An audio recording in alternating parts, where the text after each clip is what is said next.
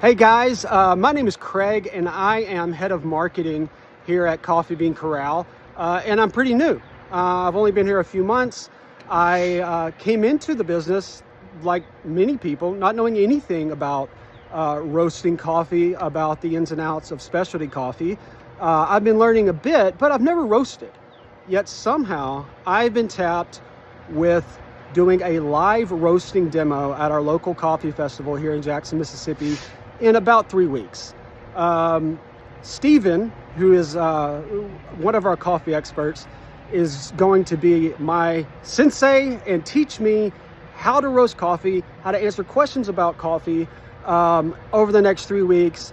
You guys are going to come along for the ride. We'll be posting here, a few times over the next few weeks to see if I'm able to do it or see if I fall flat on my face. Hopefully, I will not fall flat on my face, and I'll be able to not only roast a cup of coffee, but maybe even a great cup of coffee. So come along for the ride. Let's see what happens.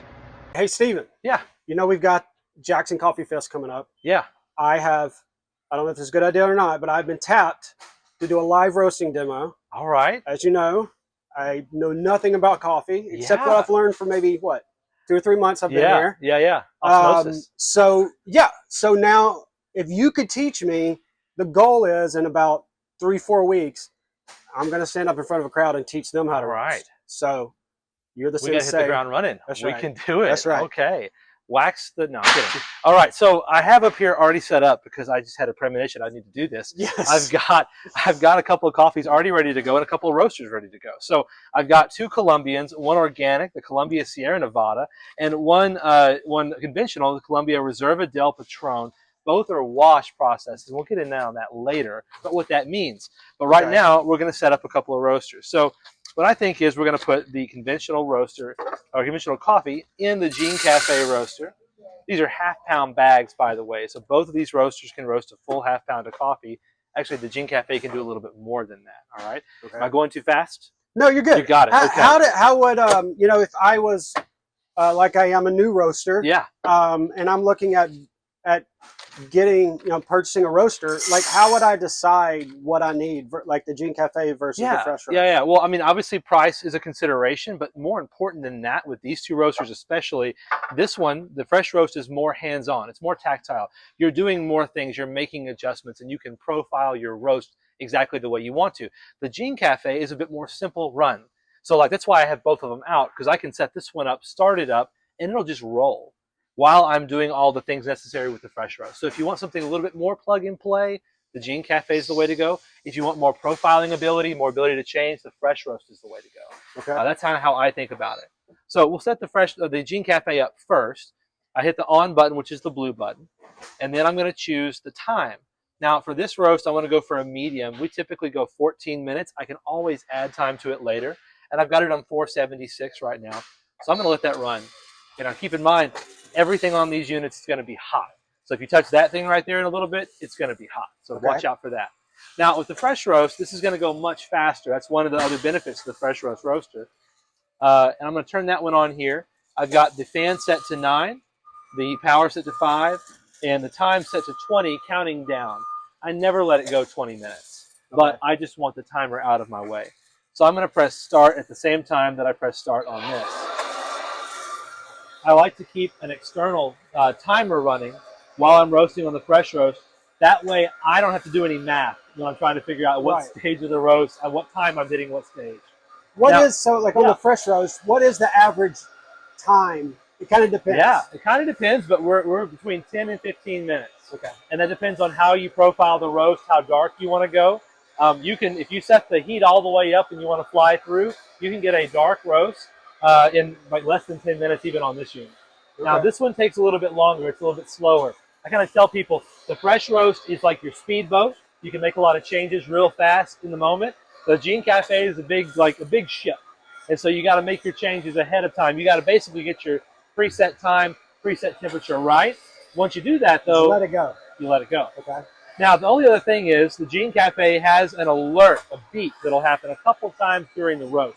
And when it beeps, all you have to do is press the blue button to let the roaster know that you're still here monitoring it, but you haven't gone off and got a pina colada or something like that. and you're letting this really hot roaster run by itself. Okay. Okay. Now, a couple of differences here. So we're talking right now, I think the most important thing would be what's happening during the roast process. So you can see these are very similar coffees out of the gate. I'm going to lift the shield for a second. They're still very similar to the way they were when we put them in, right? They're very small. They're very dense. They've got a little bit of kind of a yellow to them. It's not the yellowing that we're talking about later as they roast, but they're very dry. We call this green, the green stage of the roast. What's going to happen is we're dumping hot air with both of these units.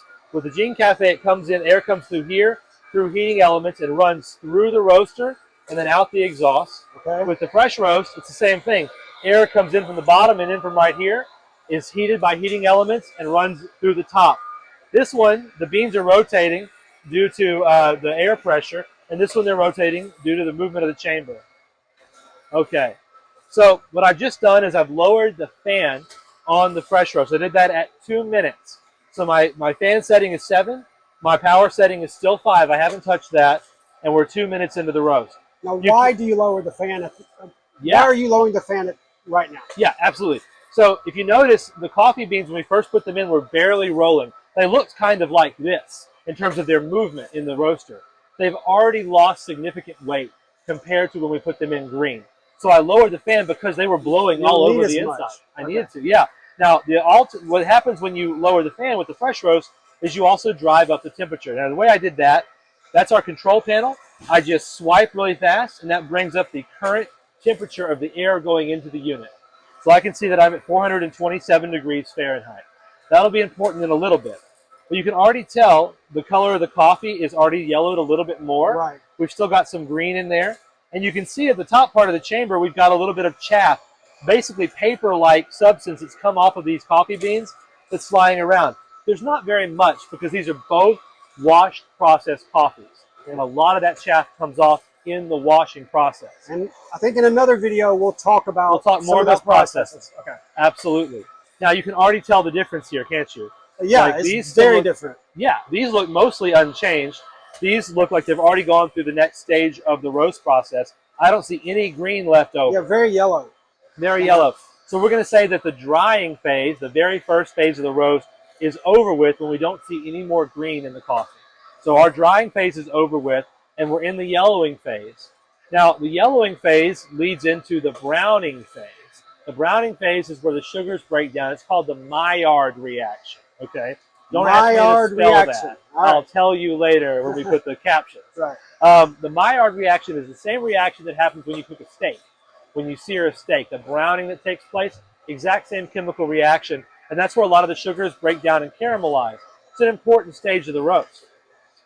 Now, what the Maillard phase leads up to is what we call first crack. You've heard us talk about first crack. Of course. First crack is the exact same principle as popping popcorn. Okay, it's the moisture inside of the coffee seed is building up pressure throughout the roast due to the heat. And while that's happening, the cell wall of the coffee seed is also breaking down and becoming weaker and weaker. When those two hit in the middle, right, the pressure meets the weakness of the coffee seed, it will fracture the coffee seed and pop just like popcorn. So we're leading up to that. Now, I'm at 5 minutes. I'm going to go ahead and lower it again, this time because I want to drive the heat up. I just lowered it 1 notch to 6. Haven't touched the power. Adjusting the fan affects the heat even if you're not turning the heat up and down. Yes. Because lowering the fan speed is running, the hotter it gets. Yeah, and that's because the air has more contact time with the roasted coffee for one, and also less of the energy going into this unit is spent running the fan. It's more spent running the heating element. A couple of reasons for that. But as you can see, we've already jumped up to 467 degrees Fahrenheit, which is significantly higher than we were, about 20 degrees higher than we were a minute ago, 473. You hear that pop? Yep. We're getting close. Do you smell the difference? What does it smell like to you? It kind of has that little corn kind of smell to it. Yes, yes. It's got kind of a popcorny smell to it. At this stage of the roast, we're still burning those sugars, and so we'll get into that Maillard reaction in earnest here shortly. Now look over here. I like doing these side by side. Oh, it just beeped, so I'm going to press that blue button. I like doing these side by side because what you see happening here is going to be reflected in the Gene Cafe. Just slower. Just slower. So you can already see. What does that beep mean?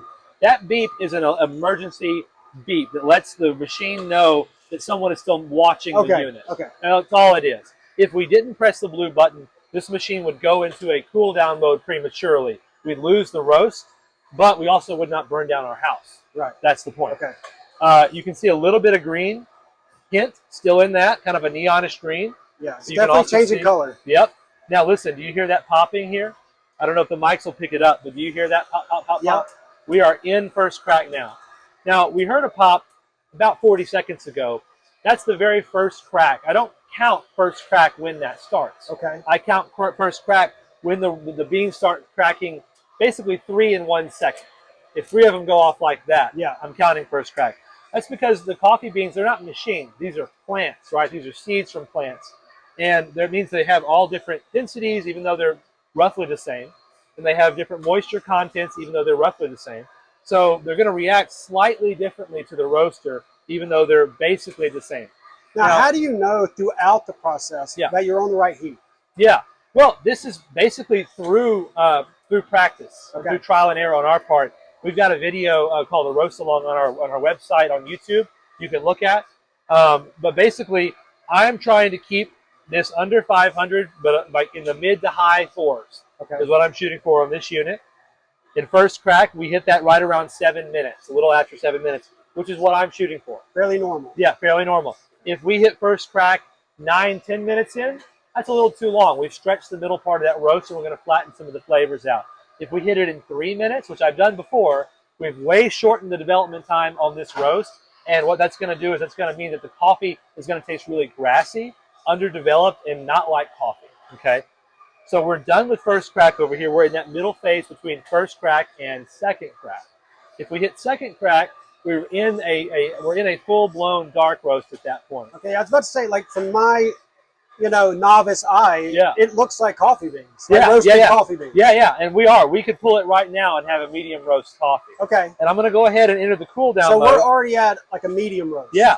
Okay. And I'm going to go ahead and press this run cool button, the same button we pressed to start, and that's going to disengage the heating element. And I'm going to bump that fan up one degree just to move some more air through. This is the built-in cool down feature. And we've got an external cooler that we've used before, but this is stock with the unit, is the built-in cool down feature. The downside to the built-in cool down feature, which both these units have, is that the unit is still hot. So the air is hot, the beans are hot, and so they're going to cool down a little more slowly than if we dump them into a room temperature device and pulled air through them at room temperature. It would cool them down much faster. Is that, I think I remember seeing you with another roaster, pouring them out and just kind of turning them. Yes. Is that you stir them in order to make sure they cool as quickly as possible and evenly as possible. But this way, you can see they're still rotating quite a bit, so they're going to cool evenly, just a little slower. Now, on our Gene Cafe here, real quick, remind me on the fresh roast. Yeah. We got just past first crack. Yep. Maybe you're saying, I want a medium roast. Yep. I want to start cooling them down. Like, what is I think I missed how you start the cool down process. Oh, I just pressed the same button here. It looks like a play button on a remote control. Sure. Run/cool. This is the same button. Press it again. Yeah, press it again. Okay. The cool thing about this unit is if you press it by mistake, you can press it again and it re-engages the heating element right away. Okay. So that's a cool thing too. I didn't really talk about how we navigate the control panel. I just did it. Yeah. But we can talk about that more when we talk about how to actually run the machines. Right now, I just really want you to see what's happening with the coffee as it's roasting. So these are in cool down mode. You can kind of feel the heat coming from the top here. That's heat coming off these beans right now. Yeah. So they are cooling down. By the way, it's a countdown here. C means cooling mode, and then 2 means there's 2 minutes left. Okay. It is a 3-minute cool down. This one has a much longer cool down. Now, we've got 3.7 minutes left on this roast. It's counting down 3.6. So we can monitor this and kind of see, are we progressing enough? Now, you can already tell they're already in that Maillard phase. They're already starting to turn brown, and they're already opening up a little bit. You can see the seam is they've expanded in size, and the seam on that coffee is already beginning to open right there, the crease in the middle. But they haven't hit first crack yet. So as it cooks, that seam starts to open up. To expand. We call it first crack because it really does fracture the coffee. And you can tell, even visually, it beeped again. I'm going to go ahead and press that button. You it's can like tell, the button on Lost. Yeah. Have you ever watched oh, Lost? forever ago. Yeah. That's what, as soon as I was like, oh, you just press the button Yeah. to say, like, That's all I'm you still got to here. do. Yeah. And you pull an airplane out of the That's sky. right. That's right. That's That's right. But yes, we Deep have. cut. That's, oh man, I'm telling you what. That was a TV show that made me fall out of love with television. Okay, so here we go. We've got the fresh roast. Now that's actually much too hot to touch with the human hand, but I'm on TV right now, so I'm gonna smile. But that's our roast right there, and I'm gonna go ahead and put it in this tray so we can take a look at it. Now Would this you coffee say that's is like still medium, warm. That's a medium dark? medium roast Medium? right there. Yeah, that's a medium roast right there. And a little bit. There's a couple of like maybe some light Quakers here we need to pull out. There's some lighter roast. So what do you just said Quaker. Yeah. I have no idea what that means. What is, yeah, what is a Quaker bean? a Quaker is a coffee bean that does not fully roast. So it's considered a defect, but it's really hard to find them unless you're prior to roasting. Sometimes you see a couple. But yeah, overall this is a very from even what I roast. understand, Yeah. a few defect. It's not gonna. You just want to watch out for. Yeah, some of them are worse than others. Oh, we're in first crack over here. Some of them have more of an impact on the flavor of the coffee than others. And so you want to kind of know your defects, which we can talk about that. But yeah, that's a very even roast. That is a nice medium roast. You can see a little bit of color like splotchiness, just a little bit. That means we're on the lighter side of medium. Okay. As you go darker, they become more uniform. And so this is kind of what I shoot for. Now tell us again right which coffee this is. Yeah, this was the, oh man, which one did I do? I think it was. Well, I think I did. Yeah, I think I did the conventional Reserva in here. Man, if you're watching this video, you can back it up and tell us if we're wrong. Yeah. Yeah. But if not, it's the Columbia Sierra Nevada. I believe that's what I put in here. I could be wrong about that. But they're very similar. The only difference is the way they were grown. These were grown using organic farming practices, and these were grown using conventional farming practices. Yeah. So that's going to be your difference. Colombian coffees. Now we're under a minute. That's what that beat means. And actually, I'm going to let that run. I think that's kind of nice. We're going to get a little bit darker. This is a much longer cool down. We don't have to show the whole thing. But basically, what we have here, what we've done is we've gone through the whole roasting process with 2 different coffees on 2 different machines, starting from the green state, going right on through. We saw the yellowing phase. We saw the browning and the Maillard phases. We heard first crack on both of them. Right. After that, it's called development time. Okay, that's when it's developing flavor. It's really developing flavor all the way through. These terms are just ways of notating what they are. But basically, we let it run after first crack until I was satisfied with how it looked scientifically. And then I went ahead and entered cool down mode. I mean, there obviously is, in all real, there's science happening here, but really it is very much an art. It's an art, yeah. As far as just visibly learning to what to look for. Absolutely. And I mean, I tell people if you can't do the art of roasting, the science of roasting is not going to help you all that much. Some people get really they get the expensive, like several $1,000 machines. They have the probes, and they get it to where they can nail whatever graph profile they want. But the coffee doesn't come out the way they want it to.